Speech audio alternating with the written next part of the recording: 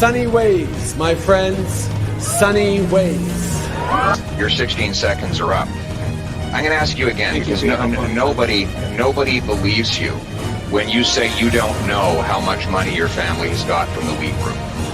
You've had a month to look into that. You knew you were going to testify here. Again, how much money total have your brother, mother, and spouse received from this organization? How much? That information has been publicly shared. I will highlight. Well, then tell me what it is. Can you dig it? Can you dig it? Can you dig it?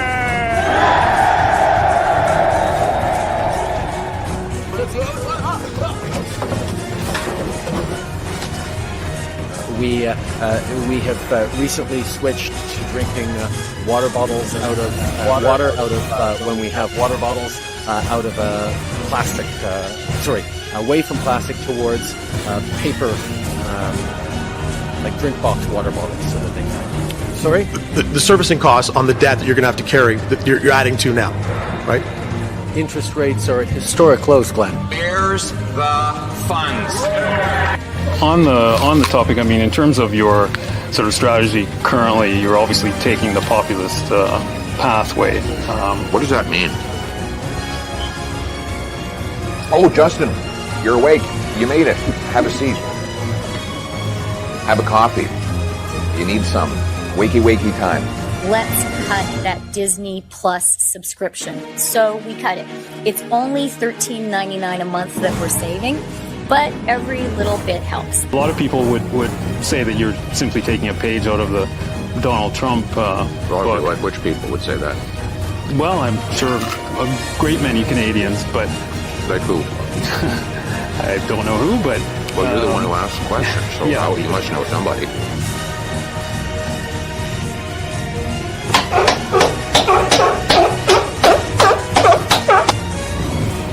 Yeah, that's all that's coming off. There's nothing else coming off, yeah. I'm not Justin Trudeau here. Let's fucking go! Let's fucking go.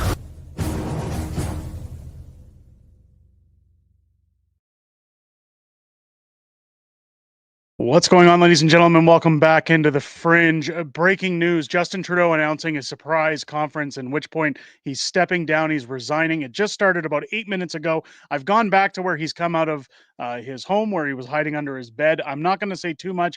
It is terrible news, but we're going to get into it. I'm going to go straight into what he's saying. Hopefully we can catch up. Let's just get straight into the stream, ladies and gentlemen. Here's Justin Trudeau announcing his cowardly move and what this means for Canadians. So I thought it might be fun for us to do this again. Bon matin. Every morning I've woken up as Prime Minister. I've been inspired by the resilience, the generosity, and the determination of Canadians. It is the driving force of every single day I have the privilege of serving in this office. That is why, since 2015, I've fought for this country, for you, to strengthen and grow the middle class. Why we rallied to support each other through the pandemic, to advance reconciliation, to defend free trade on this continent, to stand strong with Ukraine and our democracy, and to fight climate change and get our economy ready for the future. We are at a critical moment in the world. Mes chers Canadiens, à chaque matin, je me suis réveillé en tant que Premier ministre, inspiré par la résilience, la générosité et la détermination qui nous caractérisent si bien en tant que Canadiens. C'est ce qui me motive à chaque jour où j'ai le privilège de servir dans ce poste. C'est pourquoi, depuis 2015, je me suis battu pour ce pays, pour vous, pour renforcer la classe moyenne. Pourquoi nous nous sommes mobilisés en tant que Canadiens pour se soutenir les uns les autres pendant la pandémie, pour faire progresser la réconciliation, pour défendre le libre-échange sur notre continent, pour notre soutien inébranlable de l'Ukraine et de la démocratie. et pour lutter contre les changements climatiques et préparer l'économie de l'avenir. Nous traversons vraiment un moment critique dans le monde. My friends, as you all know, I'm a fighter. Every bone in my body has always told me to fight because I care deeply about Canadians. I care deeply about this country, and I will always be motivated by what is in the best interest of Canadians. Nope. And the fact is, despite best efforts to work through it, Parliament has been paralyzed for months after what has been the longest session of a minority parliament in Canadian history. That's why this morning I advised the Governor-General that we need a new session of Parliament. She has granted this request, and the House will now be prorogued until March 24th. Unbelievable. Over the holidays, I've also had a chance to reflect and have had long talks with my family about our future. Throughout the course of my career, any success I have personally achieved has been because of their support and with their encouragement. So last night over dinner, I told my kids about the decision that I'm sharing with you today.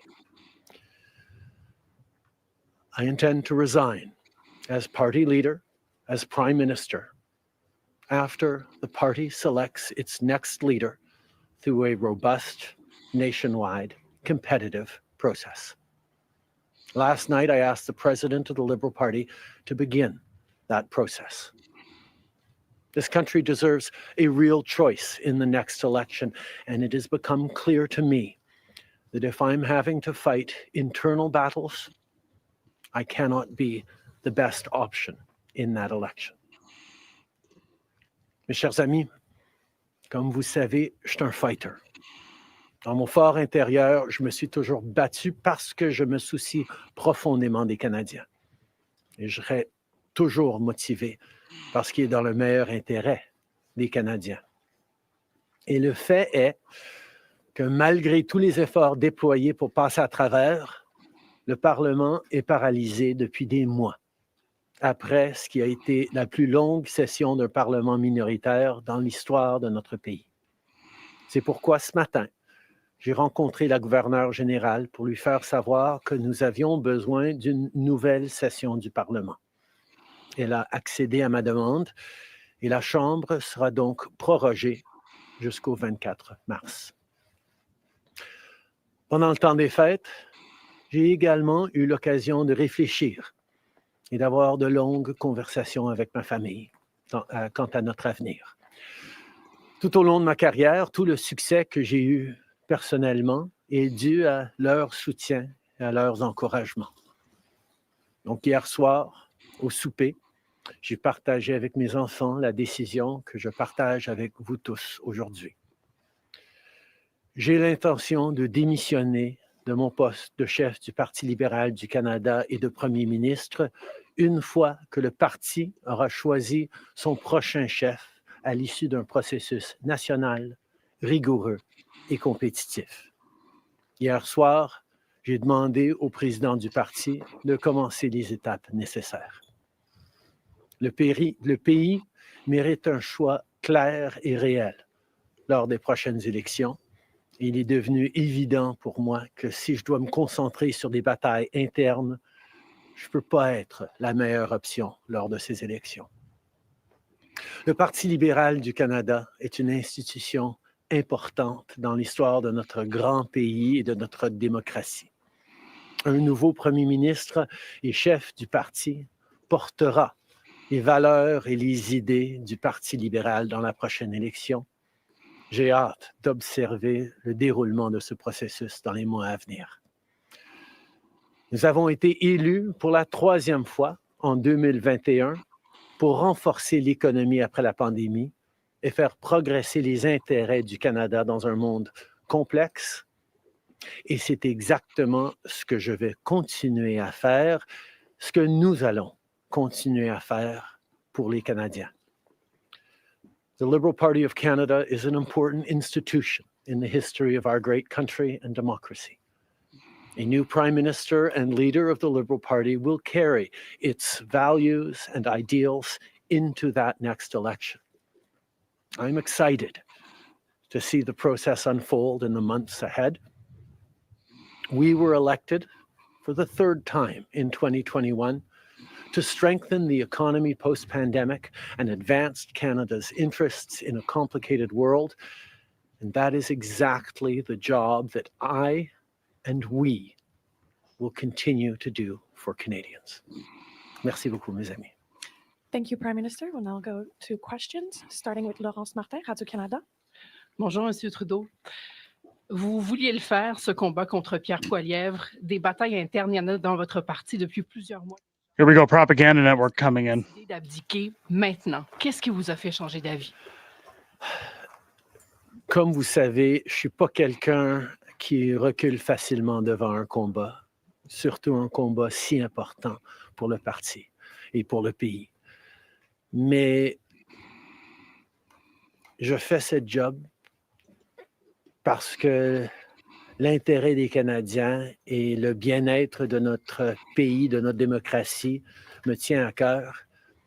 Et c'est devenu clair que je ne peux pas être le chef dans les prochaines élections à cause des batailles internes. Ensuite, As you all know, I am a fighter, and I am not someone who backs away from a fight, particularly when a fight is as important as this one is. But I have always been driven by my love for Canada, by my desire to serve Canadians, and by what is in the best interest of Canadians. And Canadians deserve a real choice in the next election. And it has become obvious to me with the internal battles that I cannot be the one to carry the Liberal standard into the next election. Vous êtes au pouvoir depuis près de 10 ans. Le Canada a changé avec votre gouvernement. S'il y a une réalisation que vous pourriez nommer, dont vous êtes le plus fier, je sais qu'il y en a plusieurs, mais s'il y en a une, et peut-être un regret aussi. En 2015, on a été élu sur une promesse de travailler pour la classe moyenne dans ce pays. Et c'est ce qu'on a pu faire. On a réduit la pauvreté, on a aidé énormément les familles, on a créé une économie qui fonctionne pour bien plus de monde en se préparant pour un avenir et plus numérique et où les changements climatiques vont avoir un plus grand impact. On a fait énormément de travail avec les Canadiens. Le Canada est meilleur à cause du travail que nous avons tous fait au cours des dernières années. Un regret, je continue à penser que si notre système électoral aurait été changé pour que les gens puissent mettre un premier, un deuxième, un troisième choix sur le bulletin, les partis auraient passé plus de temps à regarder les points qu'ils avaient en commun pour être les deuxième ou troisième choix des voteurs plutôt que de voir la polarisation que nous avions. Mais je ne pouvais pas de façon unilatérale changer notre mode de scrutin dans ce pays. next question. We got elected in 2015 to fight for the middle class, and that's exactly what we've done over the past years. We reduced their taxes, we increased the benefits to families, we made sure the economy was focused on working for everyone and not just a few, and that has changed. That has dropped poverty rates in Canada, that has brought more people into the workforce, that has moved us forward on reconciliation in a way that has deeply improved the opportunities and success of Canadians despite the incredibly difficult times the world is going through right now. There's lots more work to be done, and I know that this party and this country and Canadians will keep doing it. If I have one regret, particularly as we approach this election, well, there are probably many regrets that I will think of, but I do wish that we'd been able to change the way we elect our governments in this country so that people could simply choose a second choice or a third choice on the same ballot. so that parties would spend more time trying to be people's second or third choices. And people would have been looking for things they have in common instead of trying to polarize and divide Canadians against each other. I think in this time, figuring out how to pull together and find common ground remains something that is really important for democracies. But I could not change unilaterally without support of other parties our electoral system. That wouldn't have been responsible. Prochaine question. Tonda McCharles, Toronto Star. Prime Minister, up until 3 weeks ago, you were intending to stay, and it seems that the event 3 weeks ago of Ms. Freeland coming out and saying you were firing her as your finance minister was the catalyst that brought us here today. So can you explain your side of what happened there? Chrystia has been by my side for close to 10 years now. She has been an incredible political partner through just about everything we have done as a government and as a party over the past decade. I had really hoped that she would agree to continue as my deputy prime minister and take on one of the most important files that not just this government, but this country is facing, but she chose otherwise. In regards to what actually happened, I am not someone who's in the habit of sharing private conversations. Chrystia a été depuis presque 10 ans maintenant à mes côtés en tant que partenaire politique essentiel à presque tout ce qu'on a réussi en tant que gouvernement, en tant que parti. J'aurais vraiment souhaité qu'elle choisisse de continuer en tant que ma vice-première ministre et qu'elle prenne un des dossiers les plus importants auxquels les Canadiens et notre gouvernement vont faire face dans les mois à venir, d'ici les prochaines élections. Mais elle n'a pas voulu. Mais par rapport aux détails, je ne suis pas quelqu'un qui partage les détails de conversations privées. You spoke about the Liberal Party as an institution and the internal battles right now, but I'm wondering if you feel that another leader will have more success than you will at beating Pierre Poilievre in the next campaign. Pierre Poilievre's vision for this country is not the right one for Canadians. Stopping the fight against climate change doesn't make sense. Shut up. Backing off on the values and strength and diversity that Canada has always worked to pull itself together on is not the right path for the country. Attacking journalists, the CBC institutions, that's not what Canadians need in this moment. We need an ambitious, optimistic view of the future, and Pierre Poilievre is not offering that.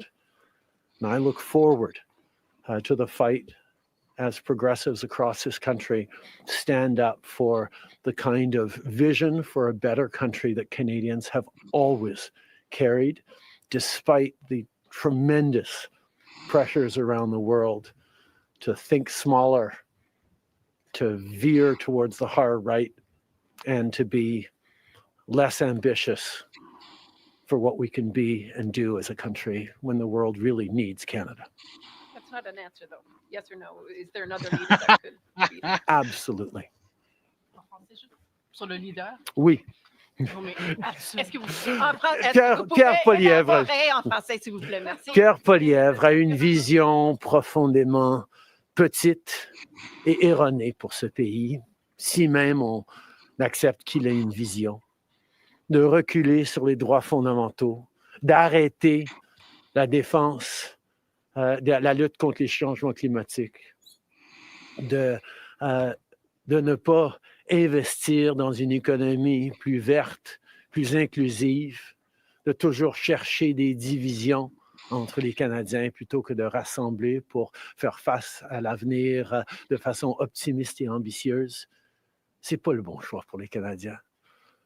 Et j'ai hâte de continuer de faire partie d'un mouvement progressiste qui va envisager un avenir meilleur pour les Canadiens sur l'optimisme et le travail que les Canadiens ont toujours fait pour bâtir un monde meilleur. Next question. Hélène Buzetti, les corps d'information. Bonjour, M. Trudeau. Il y a 16 ans, en décembre 2008, Stephen Harper a prorogé le Parlement pour s'éviter un vote de confiance qu'il savait qu'il allait perdre parce que les 3 partis d'opposition allaient voter contre lui. Exactement comme la situation dans laquelle vous vous trouvez aujourd'hui. À l'époque, le chef libéral, Stéphane Dion, avait dit, puis je le cite ici, que c'était une entrave à la Constitution et un affront à la démocratie. Alors, j'aimerais savoir pourquoi ce qui était mauvais pour les conservateurs de Stephen Harper devrait être bon pour les libéraux de Justin Trudeau. La gouverneure générale, en 2008, avait correctement conclu que la Chambre venait juste d'accorder leur confiance de façon formelle au gouvernement de M. Harper, malgré même une lettre signée qui était un document politique. La voix de la Chambre compte. Or, avant d'arrêter le travail à la Chambre pour les fêtes, on a gagné 3 votes de non-confiance, 3 votes de confiance, et nous allons devoir retester la confiance de la Chambre dès le mois de mars pour passer les éléments budgétaires nécessaires pour faire fonctionner le gouvernement. In 2008, the Governor General correctly concluded that because the very last times in the previous weeks that the confidence of the House had been tested, it had passed that confidence test. Stephen Harper continued to have the confidence of the House, and it actually would get off Harper, because as soon as they came back from the prorogation, Stephen Harper won a confidence vote once again. Harper. Political document or political speeches doesn't carry the kind of weight that winning a confidence vote means. But this prorogation will take us only into March, and there will be confidence votes in March in the passing of supply that will allow Parliament to weigh in on confidence in a way that is entirely in keeping with all the principles of democracy and the workings of our strong institutions. Mais avec respect, M. Trudeau, y a-t-il pas quelque chose un peu antidémocratique de suspendre la possibilité du Parlement d'exprimer sa non-confiance le temps que votre parti se cherche un sauveur? Est-ce qu'il ne devrait pas plutôt juste se référer aux électeurs et de déclencher dès maintenant une élection? Hélène, je pense que tu as très clairement vu, comme tout le monde dans la galerie de presse parlementaire, à quel point le Parlement... I'm just going to minimize this or lower the volume while he's chatting. Isn't it funny that he's still blaming Stephen Harper after 10 years? It still comes back to Stephen Harper. Somebody said in the comments, he's living rent-free in Justin Trudeau's small little head. Le Parlement a besoin d'un reset. A besoin de se calmer un peu les pompons pour se remettre au travail pour les Canadiens et pas à faire de la petite politique constante, ce qu'on est en train de voir des conservateurs. Donc, ce reset a 2 éléments. Une prorogation pour que, justement, on recommence avec une fraîche approche au Parlement. Et deuxièmement, oui, le Parti libéral va entamer un leadership parce que je m'attends à ce que si ce n'est pas moi qui va mener le parti dans les prochaines élections, la polarisation qu'on voit actuellement au Parlement devrait aussi se calmer un petit peu. Les Canadiens ont besoin d'un Parlement qui fonctionne, particulièrement dans ce... One WWE guy, he did both. Ces éléments vont représenter le reset nécessaire pour le Parlement. En anglais, mais si vous pouvez dire pourquoi pas une élection. Vous ne l'avez pas dit. The parliamentary press gallery, and anyone who's been watching politics closely over the past months will know that Parliament has been entirely seized by obstruction and filibustering and a total lack of productivity by you over and the past NDP. few months. We are right now the longest serving minority government in history, and it's time for a reset. It's time for the temperature to come down, It won't. for the people to have a fresh start in Parliament, to be able to navigate through these complex times, both domestically and internationally. And the reset that we have is actually two parts. One is the prorogation, but the other part is recognizing that removing me from the equation as the leader who will fight the next election for the Liberal Party should also decrease the level of polarization that we're seeing right now in the House and in Canadian politics, and allow people to actually focus on serving Canadians in this House and with their work the way Canadians deserve. It's a great On va prendre reset. une dernière question. Good morning, Prime Minister. Stephanie Taylor with the National Post. Given, as you just said, there's going to be confidence votes in March, opposition parties have said they are prepared to bring down your government. What kind of chances do you think you are leaving to your successor, given that there will only be mere weeks for them to introduce themselves to Canadians before heading into an election, potentially? I have a tremendous amount of confidence in both Canadians and in parliamentarians' interest in serving Canadians in the right way. We're in a minority government right now, and there hasn't been an active leadership in a minority government in more than 50 years in this country. And there is always going to be the challenge of having a leadership race while a parliament would face confidence votes in the course of delivering supply to the government.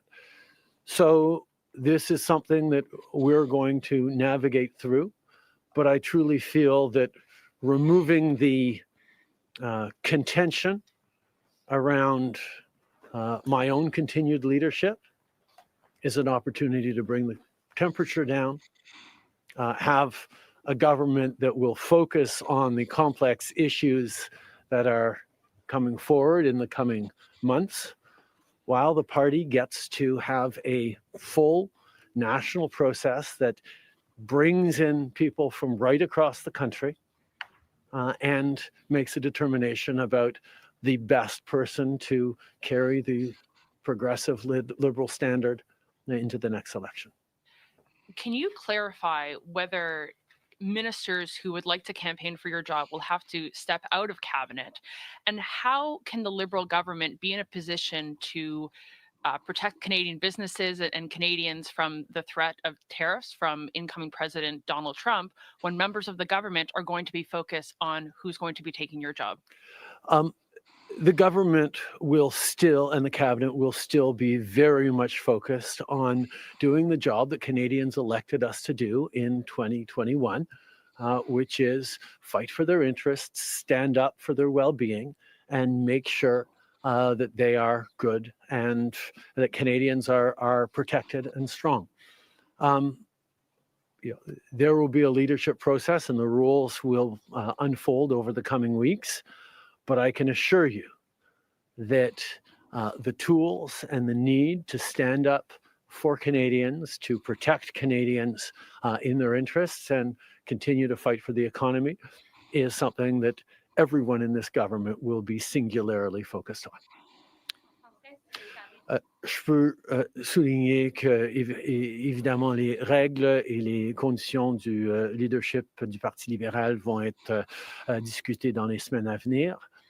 Mais le gouvernement qui a été élu pour protéger les Canadiens et leurs intérêts dans un monde très complexe, qui a été élu le plus récemment en 2021, va continuer ce travail avec un focus et une emphase singulière sur ce qui est dans les intérêts des Canadiens, pendant que le parti fait ce dont il a besoin pour avoir un processus de leadership. Merci beaucoup. C'est ce qui conclut la conférence de presse d'aujourd'hui. Merci tout le monde. Merci d'être ici dans une belle journée d'Ottawa. Bonne journée.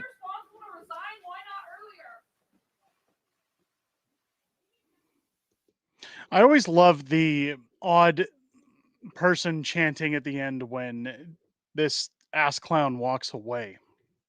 This was the most disgusting, devastatingly bad press conference Justin Trudeau has had next to his pandemic conference, asking parents to leave their kids inside the room so that Justin could have a conversation with them. What we have seen here is exactly what the thumbnail of this video states. It is a coward's way out. I guess both myself and the community were right and wrong at the same time. Ideally, I felt there would be a spring election. I mean, technically, there still could be in March. A lot of people said Justin's going to prorogue. It's not going to happen. I was very confident with these committee procedures that we might see some form of a non-confidence vote before Justin Trudeau had the opportunity to prorogue. Ultimately, if you've come in at the end, if you've missed what was happening or what Justin formally announced, it's essentially that he's going to remain Liberal Party leader up until the time a new leader is selected. That process should conclude by March, and until then, Parliament is in fact prorogued. Now, the nonsense that Trudeau spits out during that press conference that essentially he cares about Canadians, ladies and gentlemen. He cares about climate change. He cares about being a fighter and about every. No. He cares about getting his 4 times carbon tax hike brought in April. He cares about taking that last little chunk of money from Canadians. He cares about destroying our bank accounts and running us into the ground. That's all Justin Trudeau has ever cared about as he hides in his cottage. This is embarrassing. Trump's tariffs will become a major problem for Canada. I don't know what to make of this. I really don't know what to make of this. This is why, if you watched yesterday's video, when I talked about Michael Barrett coming out saying that, hey, I'm introducing a new bill that's going to hold accountability to those who ghost Parliament, who don't provide documents, who get $50,000 fines or jail time. Where are the rules coming from future leaders to prevent these kind of situations from happening? Keep in mind, this guy would have been gone ages ago if he was not able to use the tactics that he employs by calling elections at random, using fear to get elected, rigging elections. He would have been gone years ago. Yet he is still here, proroguing Parliament like a dictator, holding this country hostage, all to line his pockets. What you're going to see now is everybody essentially go into campaign mode. And this is where I say over and over and over again, I hope everybody in this chat is listening to me. When the Conservatives come knocking on your door, when they call you, when they send you text messages asking if you're prepared to vote for them, you should ask them what their plans are to ensure this never happens again. To ensure that our governments do not have as much control as the people they work for. I don't want to just axe the tax. I don't want to just build homes. I don't want to just bring home more of our paycheck. I want to do all of those things. I'm looking forward to those things. But I want you to end the corruption of a business mafia-style government. I want you to shut it down and drain the swamp. If you want my vote, I can't speak for all 600 odd viewers in here, but if the Conservatives want my vote, they're going to have to definitively come to the table and tell me what their plan is to drain the swamp and protect Canadians from this kind of rampant, irresponsible clown show of a government ever happening again. You would think that Pierre, being a prodigy of Preston Manning was his mentor. You'd think this guy would be interested in making an announcement about cleaning up the government policies, reforming it, right? I see people in the comments already talking about Pierre. I'm not going to bash Pierre. Pierre will be Prime Minister of Canada. It's happening. What we have to do now is tell him you're going to have a very short term in office if you don't start working for us. If you want to be a globalist, if you want to do all these things people are chanting that is going to happen, you're going to have 4 short years. Your largest supermajority ever will crumble very quickly, sir, if you're not prepared to fight for Canadians and do what's right. Now, I think and I believe that if enough pressure is applied, Pierre would absolutely do the right thing for Canadians. I don't doubt.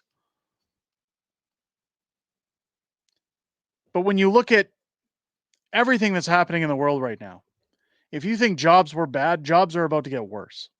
Crime is about to get worse.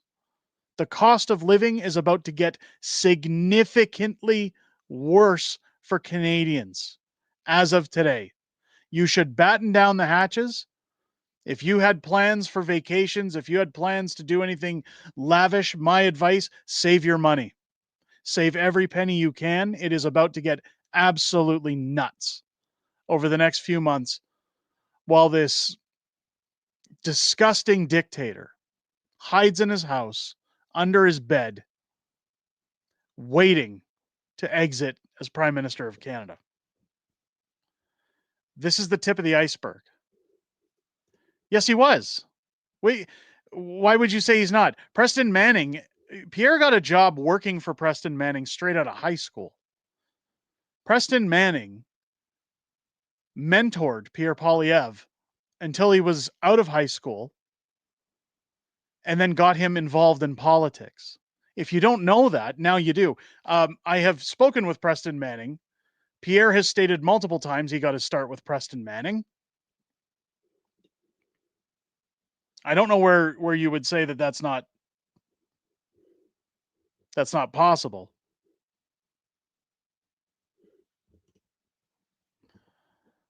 Look, at the end of the day, our country is in big, big trouble. What I have to question now, when you wind the clocks back, when you look back at Jagmeet Singh and his supposed tearing up of his deal with Justin Trudeau, people have been calling this for months. If you've watched this channel, while I've been accused of clickbaiting, I've told you guys for months, rumors had been circulating around that these things were being discussed. They were out in the open. Keep in mind, Justin Trudeau didn't just drop on his kids last night, as he said at the table, hey kids, I'm not going to be Prime Minister anymore. This has been in the works for months. I'm questioning if Jagmeet Singh knew what was coming. That's the reason he drafted this stupid letter back in December to say that he would vote non-confidence. It was all a ploy to look like he cared about Canadians, that he was finally coming around so that he could run for his party in the next election. He could try to salvage the NDP. I've got some sour news for you, Mr. Maserati Marxist. If you look at your riding office, if you look at the people posting signs all over your office, your time's up. This is going to do nothing but put the NDP and the Liberals in party status. I don't care who takes over for the Liberals. I don't care who comes in. It's over for them. Canadians are about to get pummeled, absolutely pulverized, and they will not put up with the shenanigans or the shit that these parties are shoveling moving forward. He did resign. He said he is stepping down as prime minister and that they have started the process of selecting a new leader. That's resignation. Now, whether he pulls a Joe Biden and says, I'm going to run anyways, I'll run for that position again, I find it doubtful.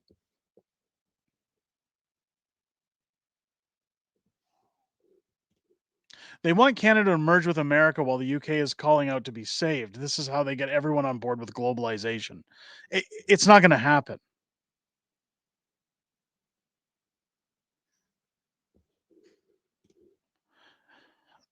He received millions of money to stay loyal. Well, whatever's happened, it's done. It's done. Don't forget Trudeau Sr. had 4 seats left after he destroyed Canada. I think there's going to be less for the Liberals here. I think you're going to see over the next 3 months infighting. You're going to see people breaking off. You're going to see people resigning. I can tell you right now, it doesn't even matter if Mark Carney steps in at this point. I think the Liberals are cooked. I think that there's nothing that can save them.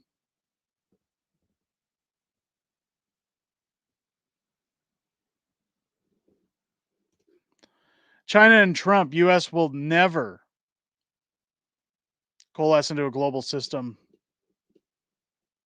Their values are at odds. It's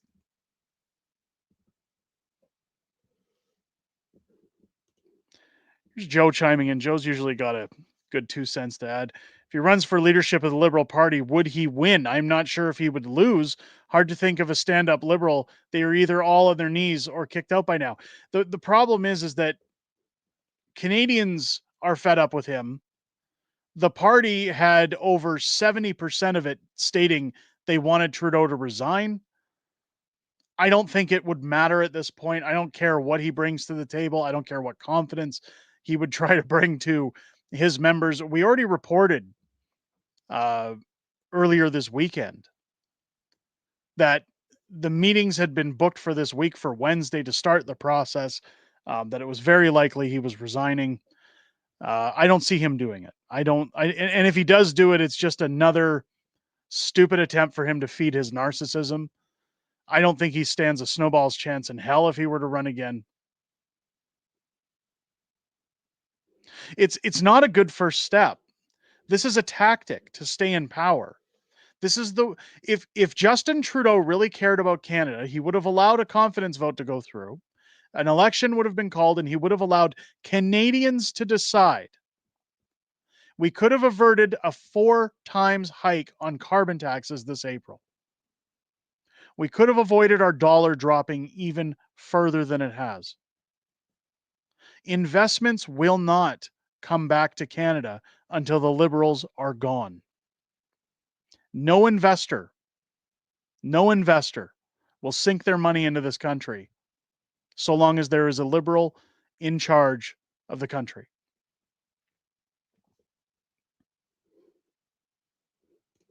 I heard carbon tax Carney's going to replace him. Carney's already said he doesn't want the job, so it'll be interesting to see at this point if he changes his mind. Carney was asked about this back when Freeland walked away in December. While people will say, hey, you know what, it's as it was stated before, it's a good first step.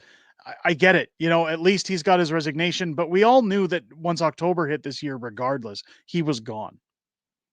I've said it before. These were the final days of Justin Trudeau. Again, much to the dismay of viewers who said, you're full of it. I get it. All these channels that talk about it, all these channels that put it out there, everybody was so sick and tired of it. They just wanted it to happen. But not like this. It essentially, Jones saying, does this give him free reign? Essentially, it does.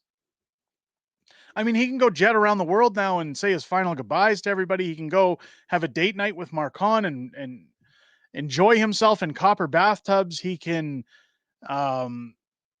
I don't know what this means about Parliament. I don't know about bills, if this still brings a screeching halt to the SDTC bills, stopping Parliament from moving forward. I would think so.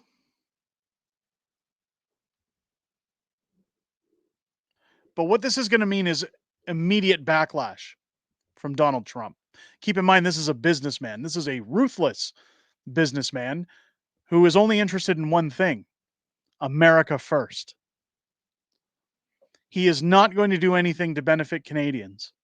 And he certainly is not going to work with the Liberal Party, nor should he. Nor should he. As much as it's going to hurt me as a Canadian to say, hey, everything's about to go to shit, I can also look at Donald Trump and say, I can't blame the guy. I can't fault him for saying that's a screwballed country and I can't deal with them.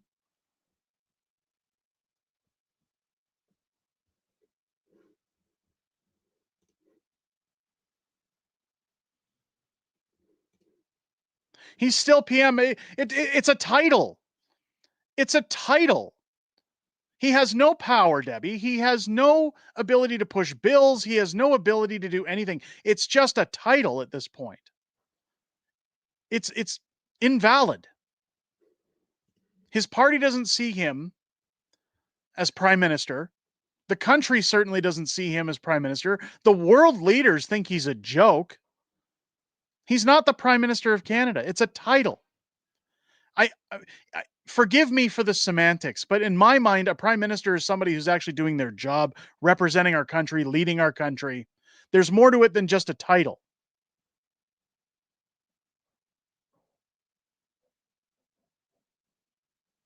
He has nothing to do here. He's going to go sit in his cottage, and we're going to continue to pay his groceries and his rent. But he's resigned. He says the selection process has begun. They have to have somebody with the title until a new leader is found, but that doesn't mean he hasn't resigned. They've begun the process to replace him.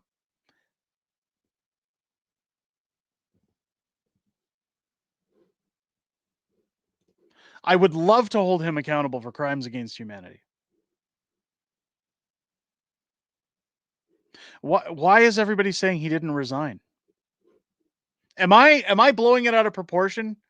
That when a guy says I'm stepping down as prime minister, and I've told them to begin the selection process for a new leader, is that not resigning? Am I on Trudeau's white powder here?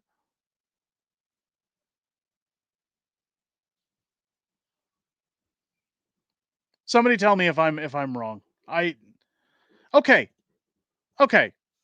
I'm not. This isn't a straw man. I'm not trying to sit here and say I'm right, you're wrong. It's just, what is the definition in your mind of resigning? What is somebody's definition of resigning?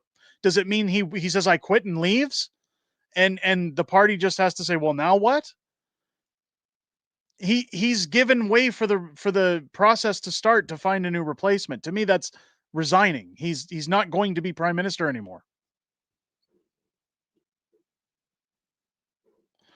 He said he intends to resign.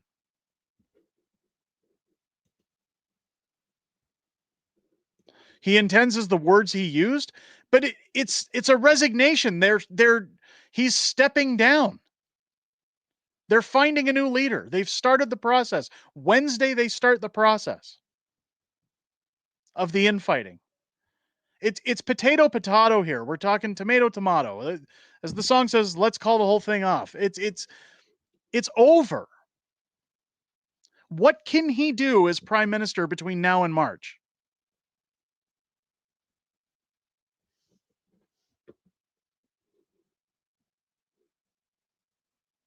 Yeah, this is just semantics. We're talking about a position of power here. We're not talking about I identify as or I see as.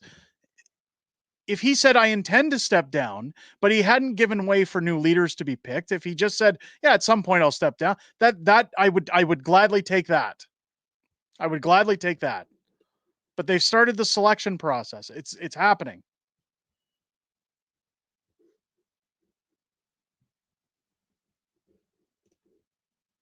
Yeah, he's nothing. It's just a title. It's a title.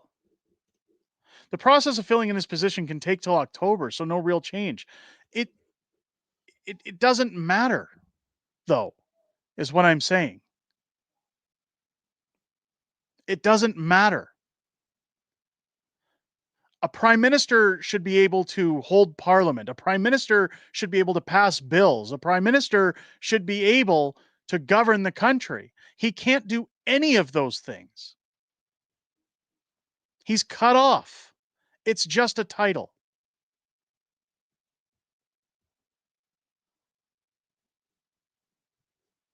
No, we're not jumping the gun. I'm going based off of what was said in the press conference. It's the Pirogue thing is what gets me. It prolongs the insanity. He uses all of his loopholes. There's going to be more loopholes. There's going to be more. I guarantee you, just as I said months ago when I said this was already being discussed in the House of Commons, this is all drawn out. They already have a plan from now to October. They already know everything that's going to happen aside from who's going to become the leader of the Liberals. Trudeau knows every in and out of what he's going to do. He's got advisors, he's got lawyers, he's got people that go through every constitution to understand what his rights are, what they aren't. It's no different than a divorce. When you go and talk to a lawyer and they say, here's what your rights are, here's what you can do, here's how you can stop people from doing certain things with your stuff or your kids or anything else. He's got people that do that, and they're a super team. The highest of the highest. And they know every in and out. That's why he had no issues calling the Emergency Act. That's why he had no issues delaying Parliament when they asked for the SDTC scandals. That's why he hems and haws over every little thing he's ever done. He has people that know the ins and outs of the law. He has people that know the ins and outs of what is regulation and what isn't, what is allowed and what cannot be done. I guarantee you, this is just the start. And we are about to see a storm, a political storm hit Canada. But the problem is that they're not going to act. Who do they have to replace Trudeau? Who do they have to replace Trudeau? Like, if they had somebody handpicked already that was mass support within the Liberal Party, that they knew if this guy goes, this is who's in charge. If they had order amongst their party, I think it would be a little bit more concrete. But what you're going to see here is every chicken in the hen house try to grasp power. They're all going to be stepping over each other to try and take the top job. We've heard Mark Holland might come up. We've heard Freeland. We've heard rumor that Mark Garrettson might throw his hat in. Carney. Who else? Who else? I don't know.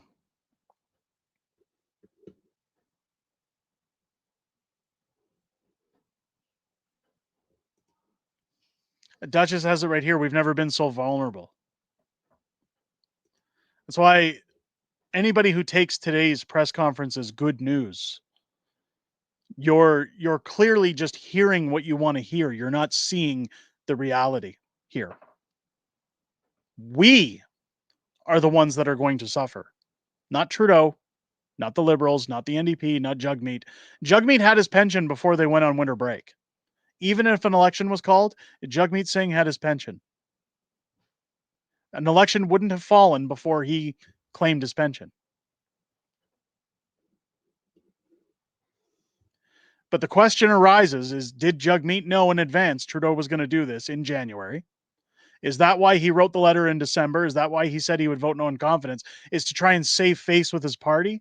It's just another tactic to make people believe he has Canadians' backs, and not us believe, but the people who typically support the NDP. Is it to try and salvage his party? I can tell you right now that with what we are about to experience, with what we are about to see, even if you support those parties, I don't see how you would continue to when your lives are about to get significantly more difficult. How you could buy into their rhetoric, how you could buy in to their proposals. We are about to see the true effects of what a climate change ideology does to this country. We're about to see the effects of what a dropping dollar does to this country, what open borders truly does to this country. We're about to see Armageddon when it comes to Canada's future. If you thought Justin Trudeau destroyed this country before, if you thought that he broke Canada, he just opened the floodgates. Because while Parliament isn't moving, as I said earlier, they can still put the carbon tax in on April. The dollar is going to plummet. The tariffs are going to come in. It's a perfect storm. It's a perfect storm. I really don't like being a downer. I try to keep it positive when we do our live streams. I try to have a joke here and there, but this is serious. This is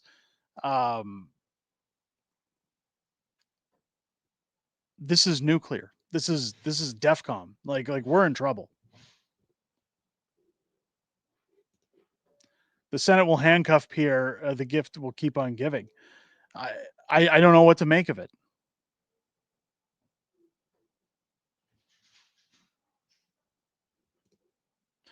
March 24th opens up, then scheduled opposition, April vote for non-confidence, then election. So I'm not sure what the rules are on a non-confidence vote if they're selecting another leader. I don't know if they're allowed to vote non-confidence and then the Liberals have to choose quickly another leader to represent them. I don't know how that works. And again, this could be another loophole. I'm not saying that we can't vote non-confidence. I'm saying I'd have to ask the people inside Parliament that I keep in touch with what this means.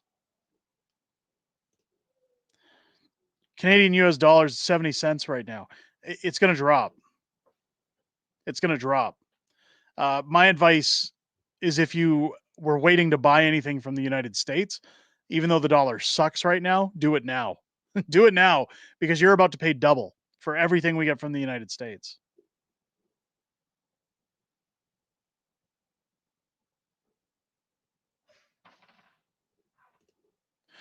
Why, as part of his resignation speech, did Trudeau mention Pierre Poilievre? Because they're now in campaign mode. He's going to use every opportunity to try and slap Pierre around and make it look like Pierre's the wrong choice for Canada. They're going to try to get a strong leader, which, again, Canadians I don't think are going to buy whoever comes into power.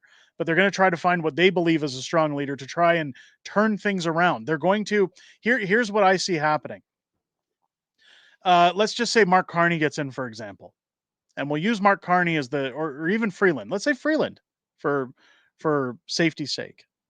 Chrystia Freeland is nominated as the next leader of the Liberal Party. Chrystia Freeland will come in, and all of a sudden they'll hand over whatever they have to hand over in order to get Parliament running again. And then Chrystia Freeland is going to do all of these never things to try and suck up to Canadians to say, hey, Justin's gone. Look, I reversed everything that people were worried about. I've given you guys money back. I've done all these things. It's what they always do. It happens in municipalities. It happens provincially. It happens federally. Every time there's an election, we've cut taxes, we've lowered your costs, we gave you rebates, we're going to do all these wonderful things. And it's all because Justin's gone, ladies and gentlemen. So you can have faith in the Liberals again. They're going to outpour insurmountable debt onto Canadians to veil the illusion that they are ready to run against Pierre Poilievre and try to win back their support. Keep in mind, all the Liberals need to stay in power in another election is to sway the votes of those in Southern Ontario and Western Quebec. They don't need the whole country. They just have to do what's best for areas like Toronto, Hamilton, Sudbury, Montreal. If you get those high density areas, you've got the election. Now, I don't believe that the Liberals have it in them, no matter what they do, to convince Canadians to continue voting for them, to give them any more power. I think Pierre's numbers are too strong. But they're going to pile on insurmountable debt when they're doing all these favors to Canadians.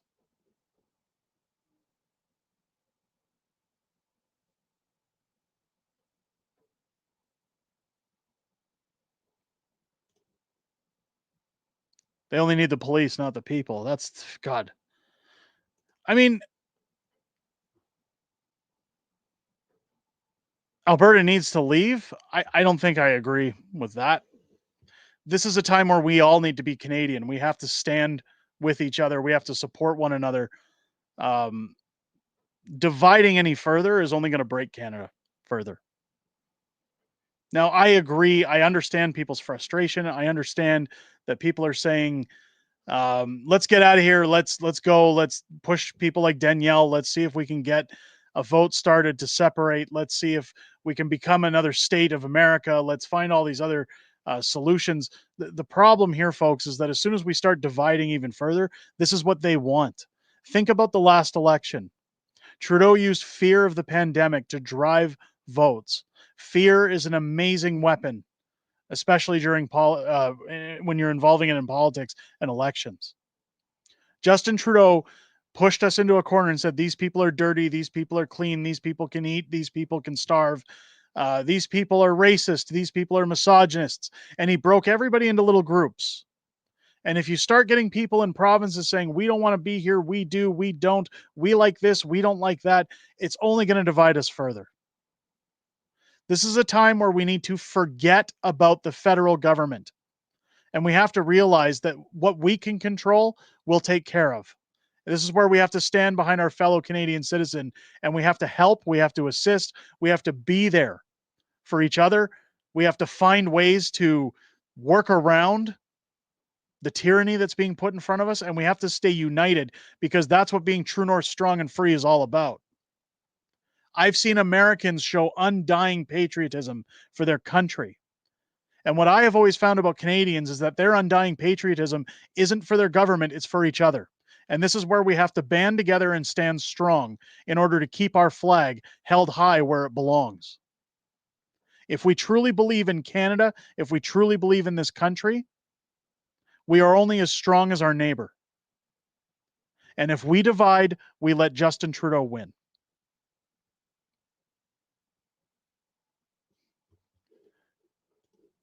Rigger says we're not strong and free, so change it.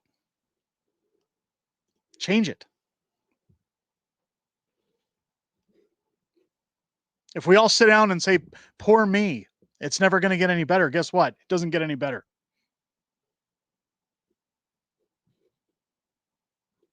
If there's one thing I have found throughout my life, and I'm not a very old person, I've only been here a mere 44 years. But I have a mantra that I have used my entire life, and it's gotten me to where I am now. Winners never lose, or winners never quit and quitters never win. Sorry. I don't lose and I don't quit. And anytime life gives me a shot, even when I don't want to, I get back up.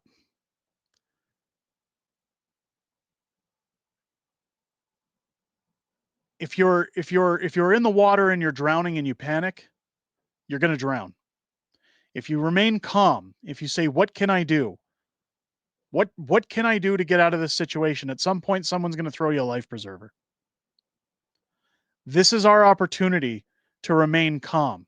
And that's where I talk about, we deal with the mess that's coming our way, but this is where it is critical. You have a party seeking a supermajority in the next election that believes they already have this election in the bag because of statistics, because of polls. And I want that party to be our next governing party in Canada. But it is detrimental as Canadians at this point that we apply the pressure not to Justin Trudeau, not to the NDP, but to the Conservatives.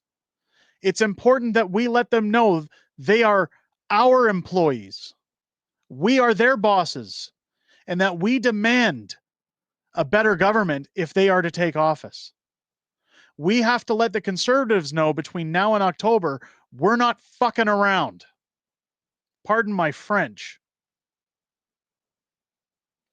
We have to let them know that we will not stand for these loopholes again. We will not stand to be abused by our government again. And that if these are the politics they want to play, they're going to find themselves either out on the streets or coming out of Parliament to torches and pitchforks. We need to remind these people they work for us, not the other way around. And they can talk about all the nice things they're going to do about taxes, about crime, about homes until the cows come home. But unless you're physically going to make my life better, I don't want you in office representing me. Unless you're going to uphold what you promise, I do not want you in office representing me. I do not want you in charge of my country. Unless you're going to deport anyone who's causing this country to go downhill, I do not want you in charge of my country. You either do what you say or you pack your shit and go and make way for somebody who's prepared to drain the swamp. That's what we have to apply the pressure on at this point. I love the F Trudeau flags as much as everybody else. I love telling Justin Trudeau and his people where to go and where to shove it. But we have an opportunity here. We are at the precipice of change in this country. We have to apply the pressure for accountability. Michael Barrett talked in his video about accountability, how he wants accountability of governments. Well, we'll just slap them with a $50,000 fine. When you're making millions of dollars a year, a $50,000 fine is a drop in the bucket. I want jail. I want charges. I want Gitmo. I want scorched earth on any politician that thinks they can put their hand in my pocket and steal from me. So if Michael Barrett wants accountability, if Pierre Poilievre wants accountability, start writing laws that benefit Canadians and not parliamentarians. Stop running government like a mob, like a mafia. You're not in charge of me. I decide. 30-odd million of us decide when we go to the ballot box who's in charge of us. And if they don't want to get with the program, send them packing.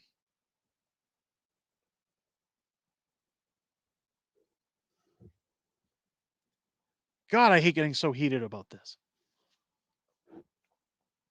Do you know how many bleeding hearts cast their ballots for the wrong reason in this country? Whether it's, I got to take my headphones off because they're muffling what I'm saying.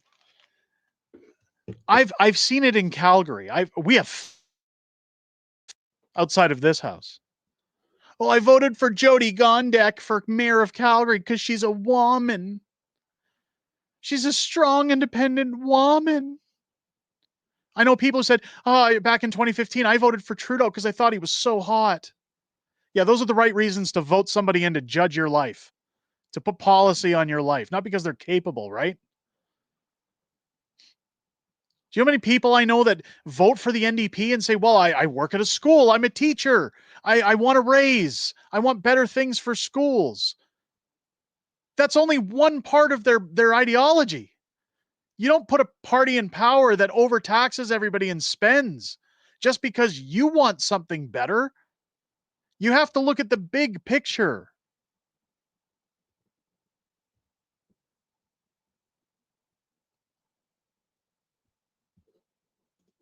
This is why nothing will change. But this is what I'm saying about being Canadian and supporting each other and standing up for our country. We have an obligation as Canadians to ensure that tyranny does not fall on our land. We have a moral obligation to approach our leaders and tell them what we expect of them and apply pressure. We have an opportunity to educate our fellow Canadians, not with aggression, but if they say they want to support another ideology or a certain ideology, ask them why. Educate them about politics. Educate them about what these parties are actually doing Don't scream at them. Help them. And demand accountability from incoming parties that think they're getting a free ride to the prime minister's seat. Do you think Pierre Poilievre is worried about becoming the next prime minister of Canada? Do you think he's actually scared that there's a chance he might not be the next prime minister of Canada? Or do you think he already knows he's got it in the bag? Honest question for the roughly 800 viewers in here. Do you think Pierre is worried he may not be prime minister of Canada? Or do you think he's got it in the bag? Do you think he knows he's going to be the next prime minister of this country?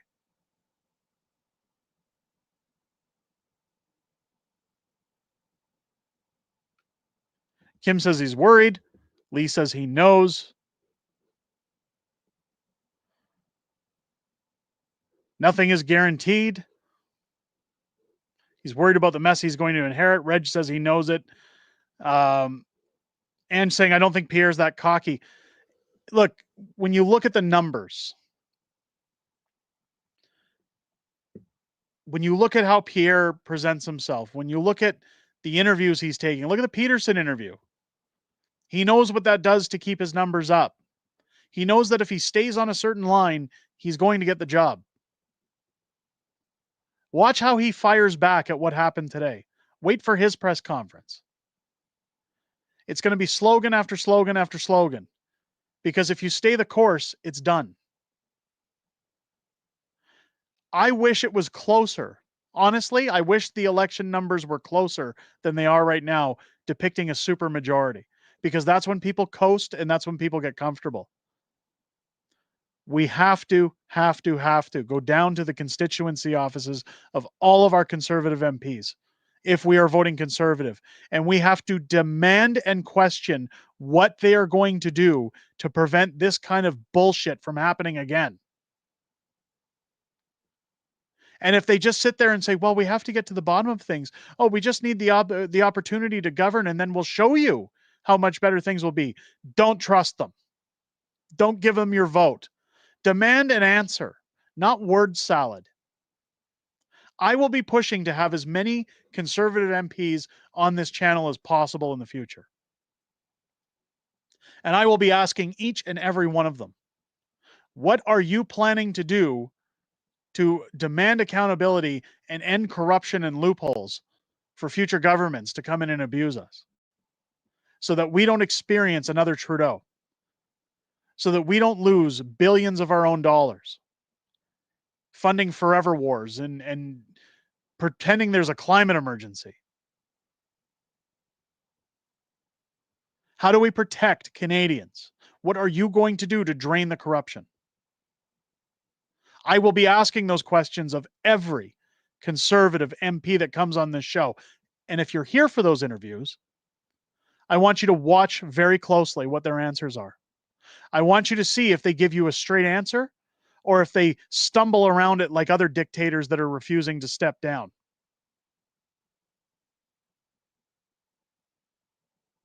Keep your eye on the prize. Please, please, ladies and gentlemen, as we wrap up this stream, do not allow the distractions that are going to come your way in the next few months take your eye off the prize. I give you my commitment as a content creator that I will do my best to give you everything I can, every fact, every bit of information, every rumor we hear that's coming out, every piece of news. Be mindful of the distractions. Keep your eye on the prize. Demand accountability. We have an opportunity here. After 10 years of abuse, we have an opportunity to demand better. Please, please don't waste it. As one voting taxpayer to another, please do not stymie your vote. Please do not throw it out the window. This is your opportunity to have your say in politics, because the Conservatives know that if they don't get this election, it's over for them. If they can't seize power with Pierre, they have nothing else in the chariot. They have nothing else in their arsenal.